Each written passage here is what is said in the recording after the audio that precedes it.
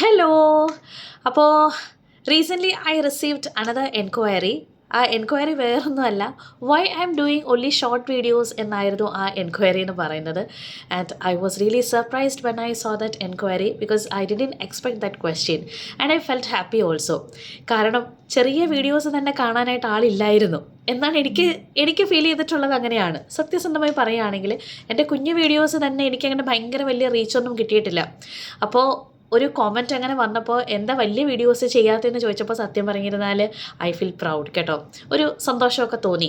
അപ്പോൾ എൻ്റെ റീസൺ എന്ന് പറയുന്നത് 2 കാര്യങ്ങളാണ്. ഒന്നാമത്തെ കാര്യം, ഞാൻ ചെറിയ വീഡിയോസ് തന്നെ അങ്ങനെ ഒരുപാട് റീച്ചൊന്നും എനിക്ക് കിട്ടാറില്ല, അതൊരു റീസൺ. പിന്നെ രണ്ടാമത്തെ കാര്യം, എപ്പോഴും ആൾക്കാർ പ്രിഫർ ചെയ്യുന്നത് ഷോർട്ട് വീഡിയോസ് ആണെന്ന് എനിക്ക് തോന്നിയിട്ടുണ്ട്. എൻ്റെ ഒരു രീതി വെച്ചിട്ട് ഞാൻ പറഞ്ഞതാണ് കേട്ടോ. നമ്മൾ ആദ്യം നോക്കും, ടൈം എത്രയുണ്ട്, 10 മിനിറ്റ് എന്നൊക്കെ കാണുമ്പോഴേ സ്ക്രോൾ ചെയ്തങ്ങ് കളയുകയാണ് ചെയ്യുന്നത്. So that is one of the reason. അപ്പോൾ നോക്കട്ടെ, let me try to do some videos, long videos.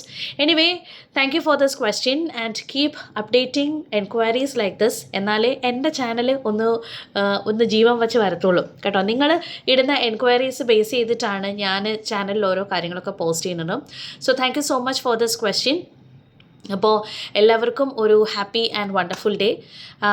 എൻ്റെ ഇന്നത്തെ ഡേ എങ്ങനെ ഉണ്ടായിരുന്നു എന്ന് ചോദിച്ചു കഴിഞ്ഞിരുന്നാൽ, ആസ് യൂഷ്വൽ നമ്മൾ വർക്കിംഗ് ഡേയ്സ് നമുക്ക് വീക്കെൻഡ്സ് പോലെ അല്ലല്ലോ, കുറച്ച് ടൈറ്റ് സ്കെഡ്യൂളും കാര്യങ്ങളും ഒക്കെയാണ്. അപ്പോൾ ഞാനിപ്പോൾ പോയിട്ട് എത്തിയതേ ഉള്ളൂ, സ്കൂളിലൊക്കെ പോയിട്ട് എത്തിയതേ ഉള്ളൂ. അപ്പോൾ ഇനി കുറച്ച് പേഴ്സണൽ കാര്യങ്ങളൊക്കെയാണ്. അപ്പോൾ എല്ലാവർക്കും ഹാപ്പി ഡേ.